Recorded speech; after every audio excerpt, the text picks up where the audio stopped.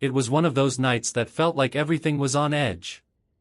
My wife, Emma, had mentioned earlier in the week that there was a party coming up, one she had to attend. The problem? Her ex, David, was going to be there. The guy she always seemed to downplay but never quite forgot about. That alone was enough to set off alarms in my head. I told her I didn't feel comfortable with it, but she brushed it off, saying, "Jack, you're being paranoid again. It's just a party." I barely even speak to him anymore. But I wasn't convinced, not even for a second. There was something in her voice, something too casual about the way she said it, like she didn't care how I felt. She had made up her mind. The night of the party arrived, and Emma dressed to the nines, tight dress, heels I hadn't seen in years. She looked stunning, but it wasn't for me. I could tell. It felt like she was dressing for someone else, and I had a pretty good idea who that someone was. She caught me looking and rolled her eyes. "Don't wait up," she said, grabbing her purse and heading out the door without so much as a goodbye kiss. I stood there in the silence, the pit in my stomach growing with every second. I tried to watch TV, distract myself with a game, but my mind kept drifting back to that damn party. I could just picture them together, laughing, reminiscing. It made me sick. I couldn't take it anymore. I had to know what was happening, where she was. So I did something I never thought I'd do. I opened the tracking app we had installed on our phones. It was supposed to be for safety, in case we ever lost a phone or had an emergency. But tonight, it was my only way to keep an eye on her. The app loaded, and there she was, not at the party, not even close. Her location showed her somewhere on the other side of town, in a residential area. My heart dropped. Why would she be there? Why would she leave the party so soon? Without thinking, I grabbed my keys and got in the car, driving towards the location the app showed. My mind raced, coming up with all the worst-case scenarios. Every mile felt like an eternity.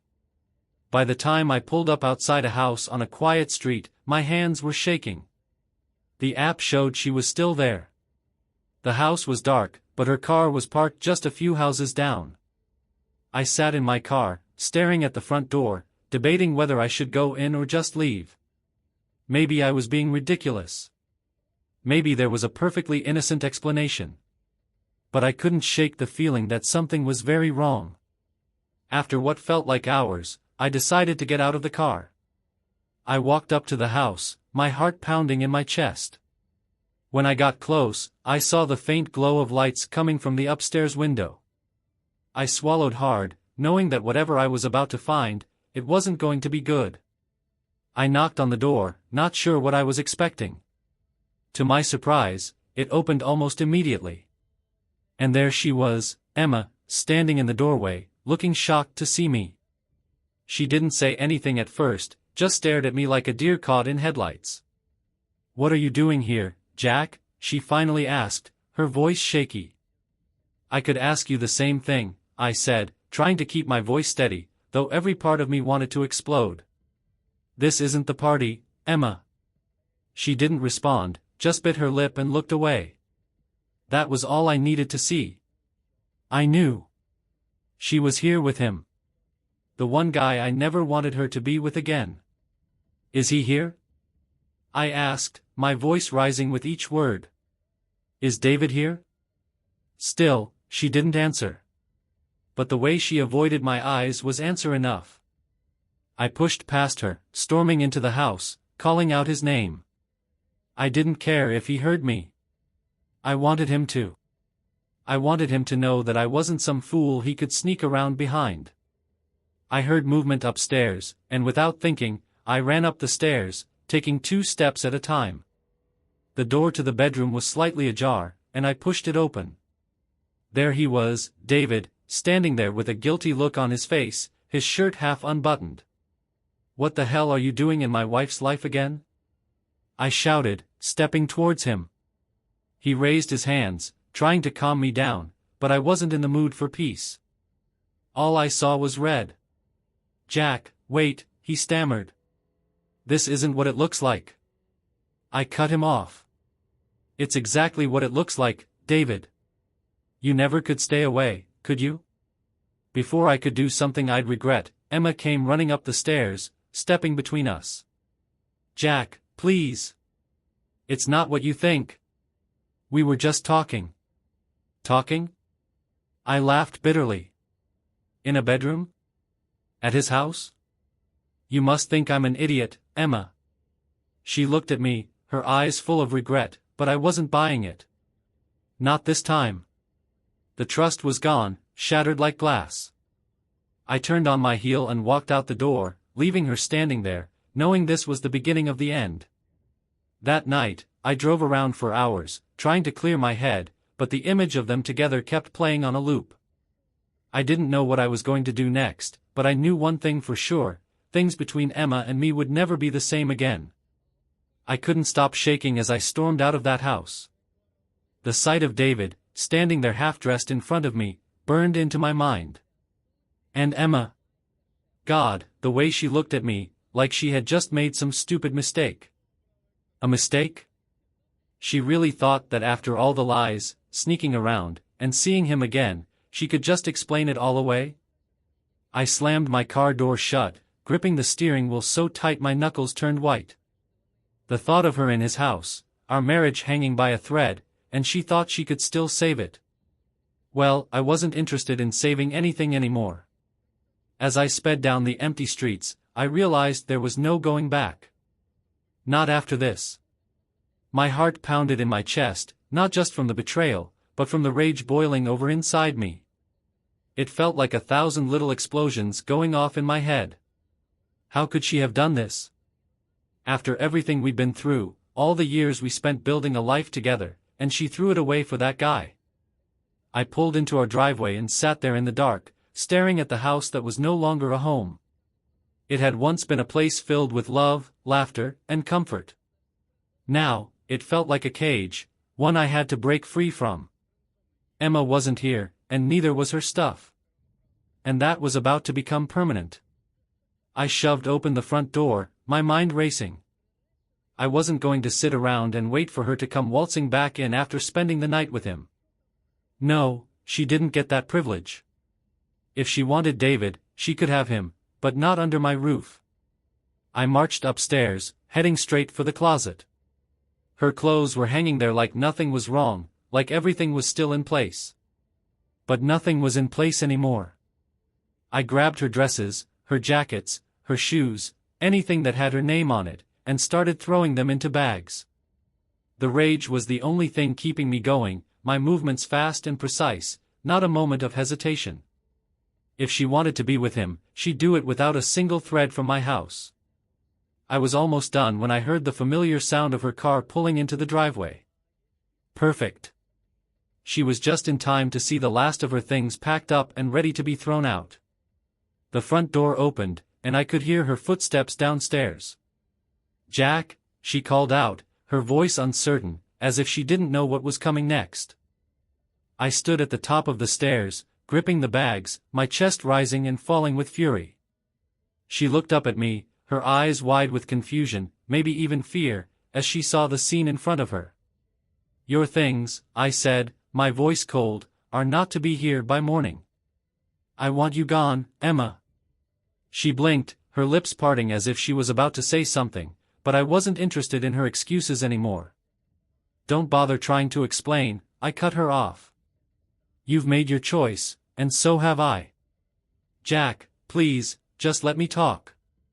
I don't want to hear it, I snapped, stepping closer, throwing the bag down the stairs at her feet.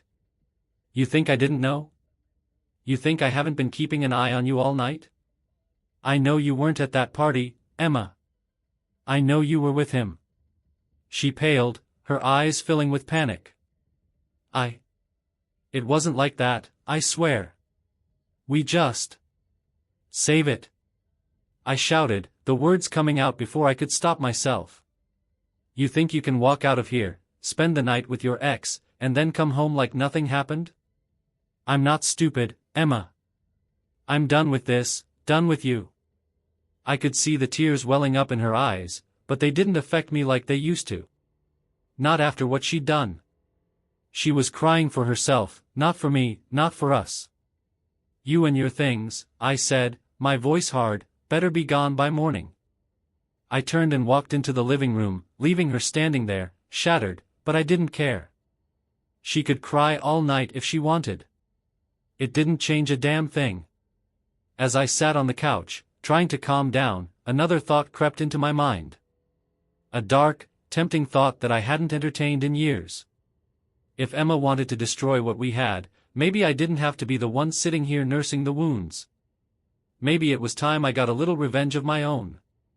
I grabbed my phone and stared at the screen for a long moment, my thumb hovering over the contacts list. There was one name that stood out, one I hadn't thought about in years, but in that moment, I couldn't stop thinking about her.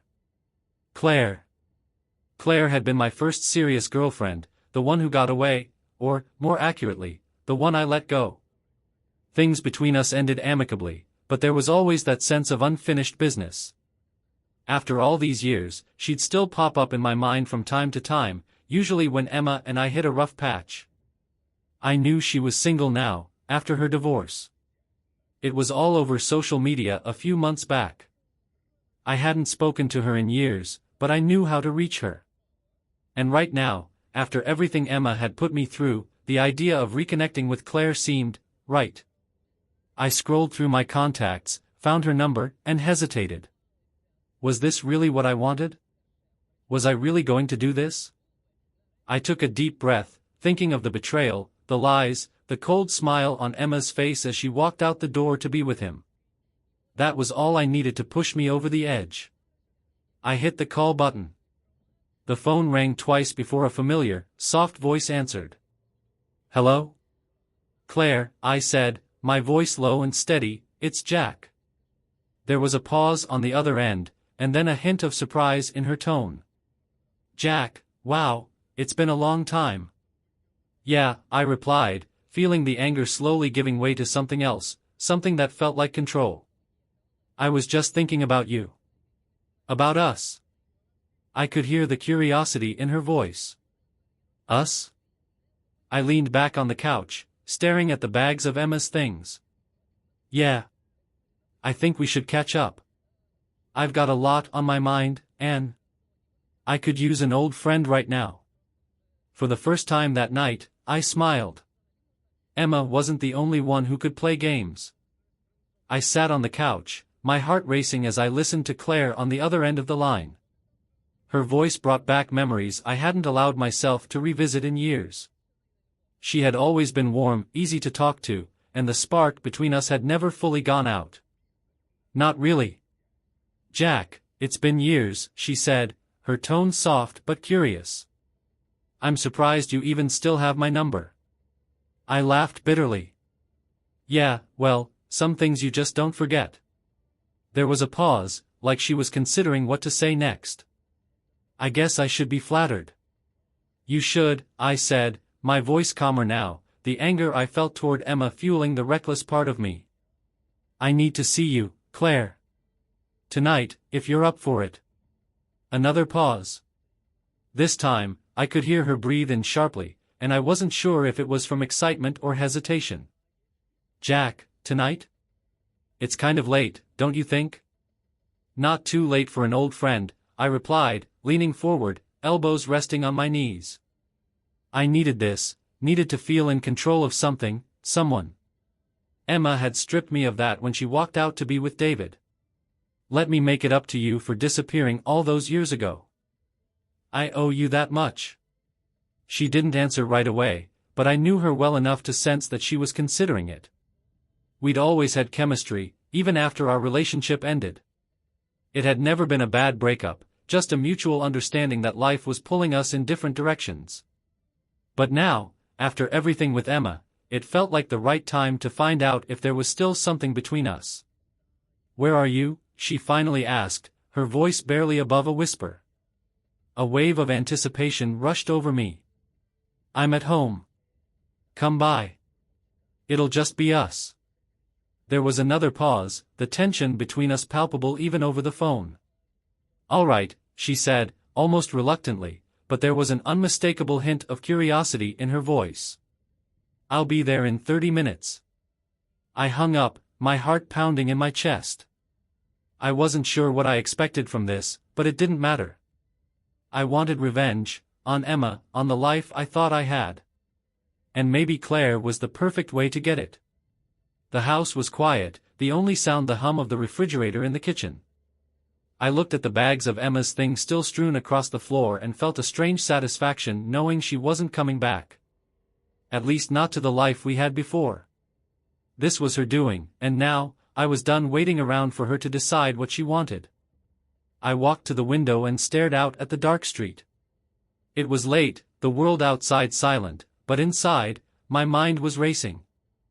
Thoughts of Claire flooded back, her smile, the way she used to look at me, the way we'd talk for hours about everything and nothing. Back then, I thought we had a future, but life got in the way. Emma had come along, and I let Claire slip through my fingers.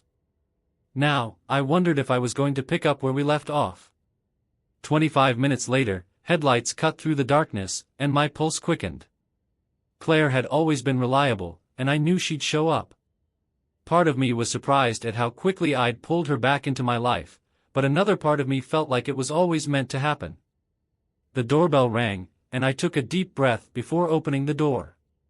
There she was, standing in the dim porch light, her long brown hair falling loosely over her shoulders. She was wearing a simple coat over her clothes, but she still looked as beautiful as the last time I'd seen her. If anything, the years had only made her more confident, more poised. "Jack," she said softly, a small smile playing on her lips. "I didn't think I'd ever get a call from you again." I stepped aside, gesturing for her to come in. "Life's funny like that." She walked in, her eyes scanning the room, taking in the half-packed bags and the obvious signs of something not being right. "This isn't just about catching up, is it?" I closed the door behind her, leaning against it for a moment before answering. "No. It's not." Claire turned to face me, her expression serious but not judgmental. "What's going on, Jack? Why now?" I let out a long breath, the weight of the evening crashing down on me all at once.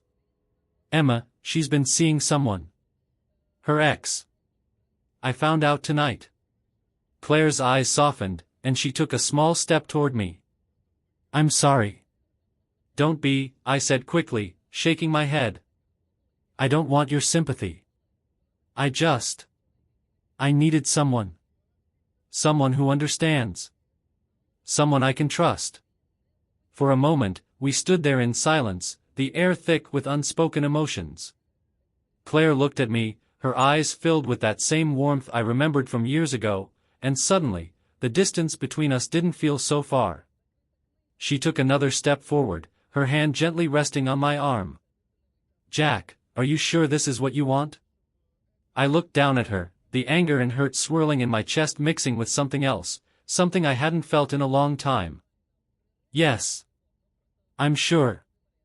Without thinking, I reached out, pulling her closer, and before I knew it, our lips met in a kiss that felt both familiar and electric. It was like no time had passed, like we were picking up where we had left off. The tension, the longing, everything that had been simmering beneath the surface for years exploded in that moment. She didn't pull away. Instead, she leaned into me, her hands sliding up my chest, and all the anger I had been carrying seemed to melt away in her touch. I wasn't thinking about Emma anymore. I wasn't thinking about what had just happened tonight. All I could think about was Claire, and how, after all these years, we were here again. When we finally broke apart, she looked up at me, her eyes wide and full of something I hadn't seen in a long time, desire. "Jack," she whispered, her voice breathless. "I'm done being the good guy," I said, my voice low. "Emma made her choice. Now, I'm making mine."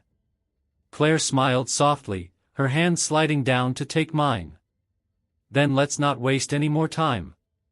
We spent the rest of the night together, talking, laughing, and reconnecting in ways I hadn't allowed myself to even think about for years. It was easy, natural, like coming home after being lost for so long. Claire reminded me of who I was before everything had gone wrong with Emma. By the time morning came, I felt something I hadn't felt in a long time: freedom. Emma would be gone, and I wouldn't be waiting for her. I had someone else in my life now, someone who knew me before all the complications and betrayals. Someone who saw me, really saw me. As I lay there next to Claire, watching the early light filter through the curtains, I couldn't help but feel like things were finally starting to make sense again. Emma could have her life with David, but I was moving on. And this time, I wasn't looking back. Morning sunlight filtered through the blinds, casting soft shadows across the room. I sat on the couch, a cup of coffee in hand, feeling strangely calm after everything that had happened the night before. Claire was upstairs, still asleep, her presence filling the house with an unexpected sense of comfort.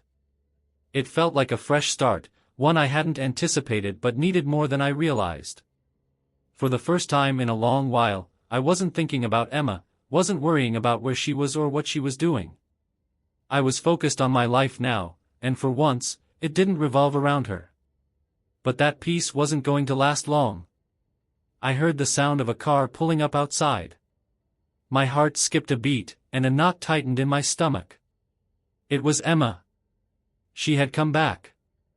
I stood up, setting the cup down on the table, and walked to the window just in time to see her getting out of the car. She was moving quickly, her expression tight, her lips pressed into a thin line. Emma had probably expected me to be alone, sulking, and angry, but she had no idea what was waiting for her inside. I glanced upstairs, where Claire still slept, and took a deep breath. This was about to get complicated, but in a twisted way, I welcomed it. Emma had walked all over me, thinking she could just do whatever she wanted without consequences. Well, now she was going to find out that I wasn't the only one playing this game. The front door opened, and there she was, Emma, standing in the doorway with a bag in her hand, ready to pack up whatever she thought she could salvage. Her eyes swept the room, pausing when she saw the half-packed bags of her clothes on the floor. A flash of guilt crossed her face, but it disappeared just as quickly. "Jack," she started, her voice soft, as if she was trying to tread carefully. "Can we talk? I don't want to leave things like this." I crossed my arms, leaning against the doorway, my face expressionless. "What's there to talk about? You've made it pretty clear what you want." Emma opened her mouth to say something, but then she froze. Her eyes darted toward the staircase, and in that instant, I knew she had heard the soft footsteps coming from upstairs. "Claire." I could see the shift in Emma's expression, the way her face paled and her lips parted in disbelief. She wasn't expecting that. She turned toward the stairs just as Claire appeared, still in the oversized t-shirt she'd borrowed from me, her hair tousled from sleep. She stopped when she saw Emma, her eyes widening slightly, but she didn't retreat. Instead, she gave a polite nod, like this was the most natural thing in the world. For a moment, the silence in the room was suffocating. Emma's face twisted with jealousy and something darker, nervousness. It was written all over her. She hadn't expected to see Claire here, hadn't expected me to move on so quickly. "Jack, what is this?" Emma's voice trembled as she spoke, her eyes darting between me and Claire. She was trying to piece it all together, trying to regain control of the situation, but I could see her slipping. I didn't bother to hide the satisfaction I felt. This was the exact reaction I had anticipated, and it felt damn good to watch her squirm. "I think it's pretty obvious, don't you?" I said, keeping my voice calm. "You didn't think you'd be the only one who could move on, did you?" Emma's hands clenched around the strap of her bag, her knuckles turning white. I didn't." "You didn't think," I cut her off, stepping closer. "You didn't think about me when you went off with David, did you? You didn't think about the life we had, about everything we've been through. So why should I sit around and wait for you to figure out what you want?" Claire stood there, silent but watching the exchange carefully. She didn't seem intimidated, but she was letting me handle it. I appreciated that. Emma, on the other hand, looked like she was barely holding it together. "You brought her here," Emma said, her voice cracking with disbelief. "Into our house?" I let out a bitter laugh. Our house? This hasn't been our house in a long time, Emma. Not since you decided you wanted to be with someone else. What's the matter? You didn't expect me to actually move on? The jealousy in Emma's eyes was almost palpable now. She wasn't used to this, to being the one left out, the one who wasn't in control. It was clear that she thought she could come back and somehow smooth things over, convince me to forgive her. But now that she saw Claire standing in the same house, her plans had crumbled. Jack, this isn't, Emma's voice faltered, and for a moment, I saw a flicker of panic in her eyes. You don't understand. We can fix this. I know I made a mistake, but we can.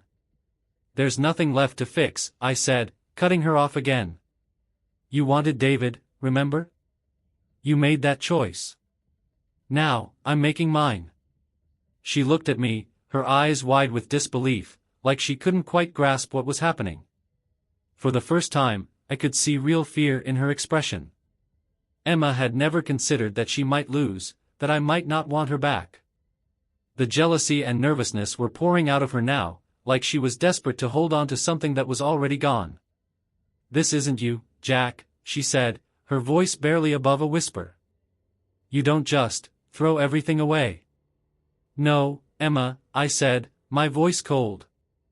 You threw everything away the moment you walked out to be with him. And now, it's over. Emma blinked, her face crumpling for a split second before she caught herself. She tried to stand taller, to look more composed, but I could see through the act. She was unraveling, and she hated that Claire was here to see it. Claire stepped forward, her voice calm but firm. I think you should go, Emma. Emma's eyes flashed with anger and something else, humiliation. She opened her mouth to respond, but nothing came out. Instead, she gave me one last look, as if silently pleading for me to change my mind. But I wasn't changing anything. Without another word, Emma turned on her heel and walked out of the house, slamming the door behind her. The sound echoed through the quiet morning, leaving an empty silence in its wake. I stood there for a moment, letting it all sink in. Claire was watching me, her eyes soft but understanding. She didn't need to say anything. She knew what this meant. Are you all right? She asked gently, stepping closer. I nodded slowly, feeling the weight of everything begin to lift. Yeah. I'm all right. And for the first time in a long time, I actually believed it.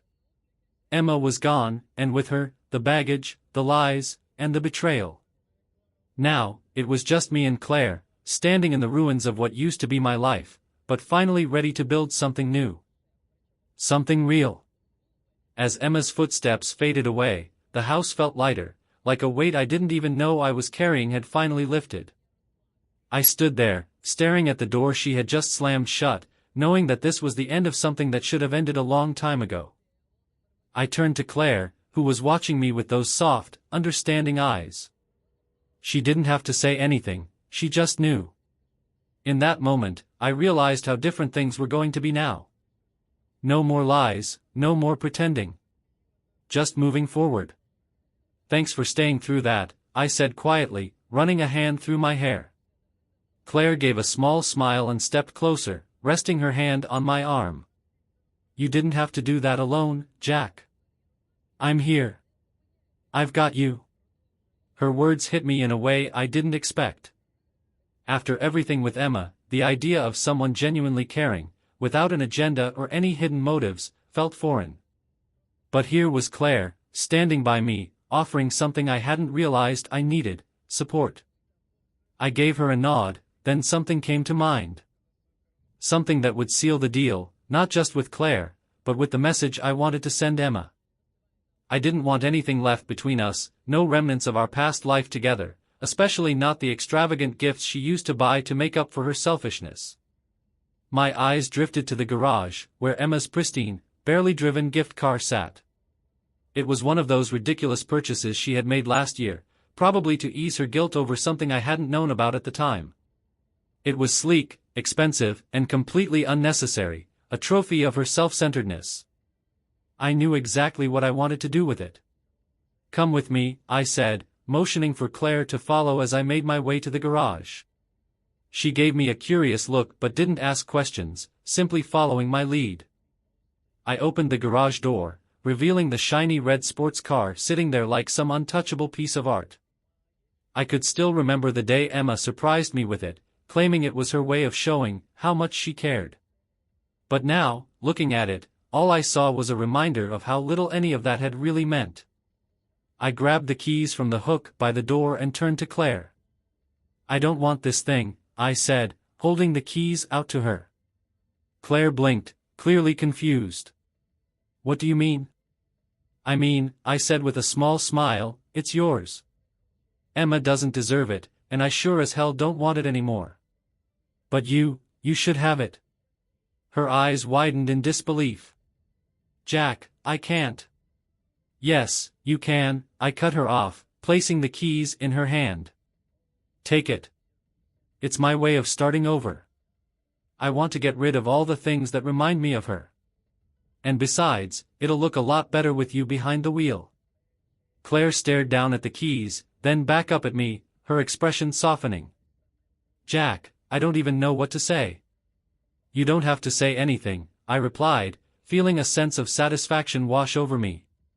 "Just enjoy it. It's yours now." She hesitated for a moment before a smile spread across her face. "All right," she said, her voice full of warmth. "Thank you." I watched as she climbed into the driver's seat, her fingers brushing over the leather steering wheel. The car fit her perfectly, sleek, confident, and bold. It was a good choice.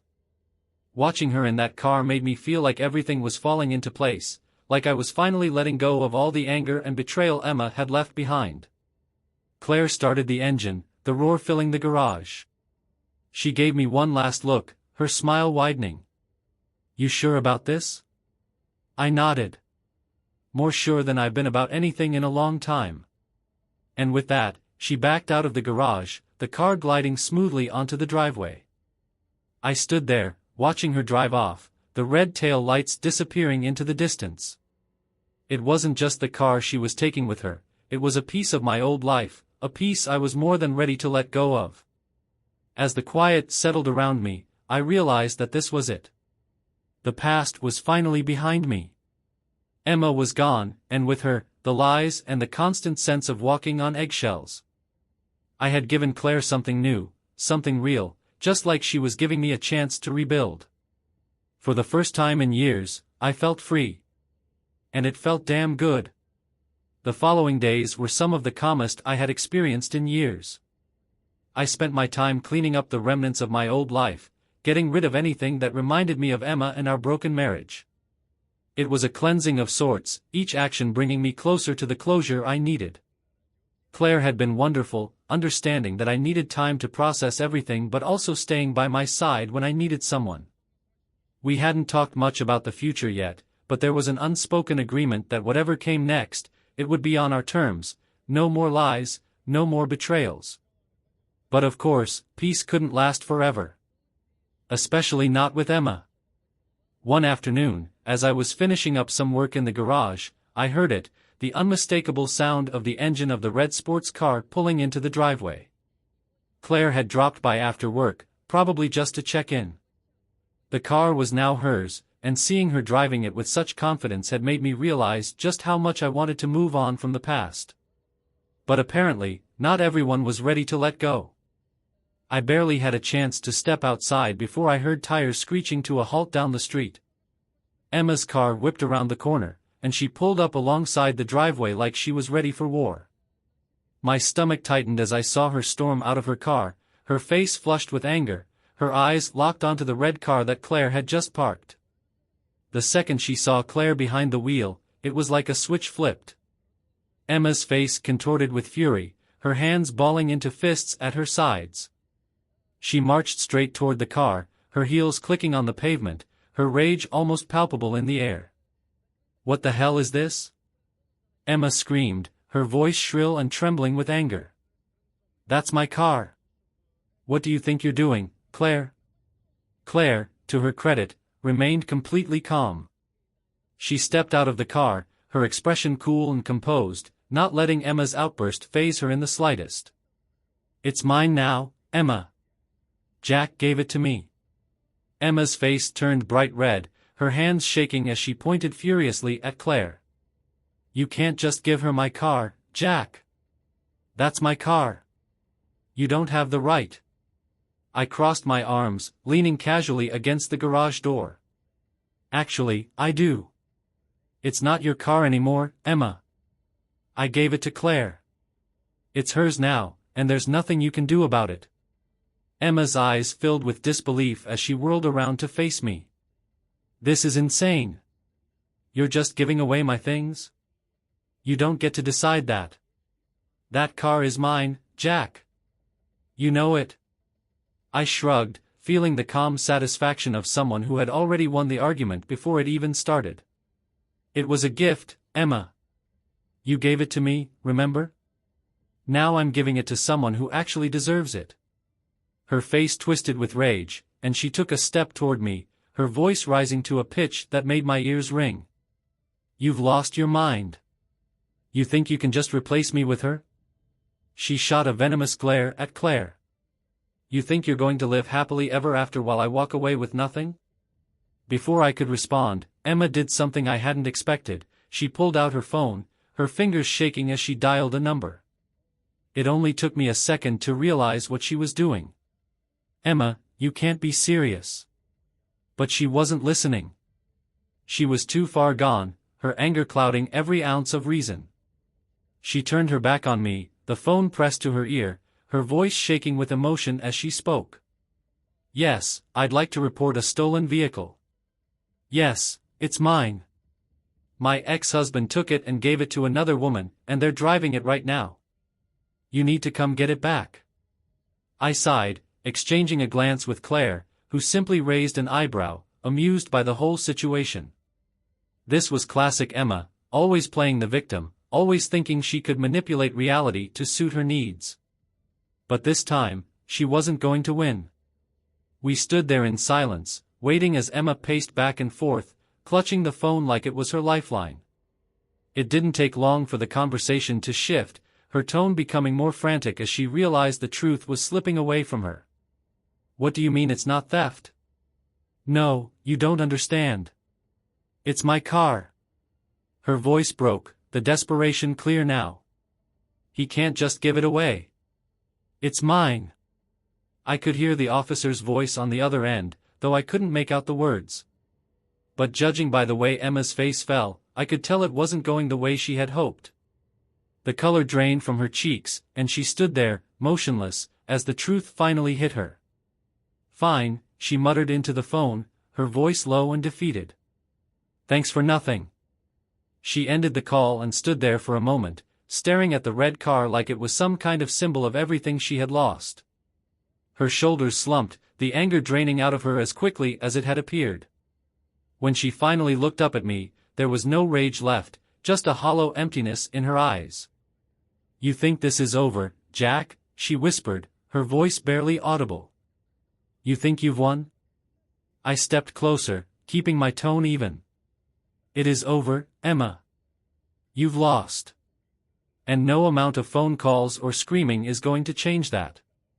She didn't respond, just turned and walked back to her car, her movements slow and heavy, like the weight of reality was finally sinking in. Without another word, she got in, slammed the door, and drove off, her tires screeching as she sped away from the house for what I hoped would be the last time. As the dust settled, Claire came up beside me, her expression thoughtful. "You all right?" I nodded, a sense of relief washing over me. "Yeah, I'm good. Better than good." Claire smiled and handed me the car keys, her fingers brushing against mine. "You sure you're okay with this? I mean, after all that?" I looked down at the keys, then back at her, feeling a strange sense of peace I hadn't felt in years. "I'm sure. She's gone now, Claire. And I'm ready to move on." We stood there in the driveway, watching as Emma's car disappeared from view, knowing that this was the last chapter of a story that had gone on far too long.